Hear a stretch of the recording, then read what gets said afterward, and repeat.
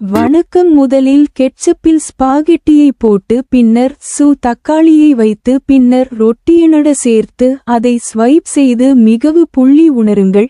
பின்னர் கெட்சப்பைப்பு புள்ளி துண்டுகளையும் போட்டு சிதறிய வெங்காய ஹாட் டாக் ஸ்பாகெட்டியில் போட்டு அதை சாப்பிடுங்கள். இரும்பு அதை அனுபவிக்கவும்.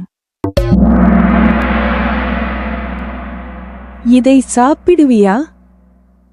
3 2 1 போக. முதலில் கெட்சப்பில் ஸ்பாகெட்டியை போட்டு பின்னர் சீஸ் மற்றும் தக்காளியை போட்டு பின்னர் ரொட்டியுடன் சேர்த்து அதை ஸ்வைப் செய்து மிகவும் நன்றாக உணருங்கள். பின்னர் கெட்சப்பையும் 10 துண்டுகளையும் போட்டு சிதறிய வெங்காயத்தை ஹாட் டாக் ஸ்பாகெட்டி ரேப்பில் போட்டு பின்னர் அதை சாப்பிட்டு மகிழுங்கள்.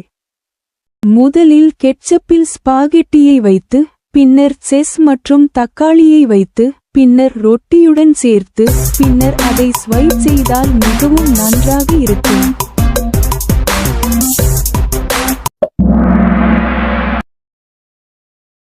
பின்னர் கெட்சப்பை போட்டு பின்னர் சிதறிய வெங்காயத்தை ஹாட் டாக் ஸ்பாகெட்டி ரேப்பில் போட்டு பின்னர் அதை சாப்பிட்டு மகிழுங்கள். அது ரொம்பவே சந்தோஷமா இருந்துச்சு.